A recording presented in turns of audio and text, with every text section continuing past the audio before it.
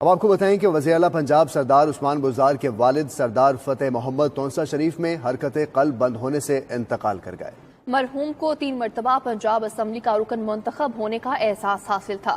وزیر اعظم عمران خان، گورنر پنجاب اور speaker Punjab assembly سمیت اہم شخصیات نے سردار فتح محمد کی وفات پر گہرے دکھ اور افسوس کا اظہار کیا ہے۔ لاہور سے شاہد چودھری کی رپورٹ۔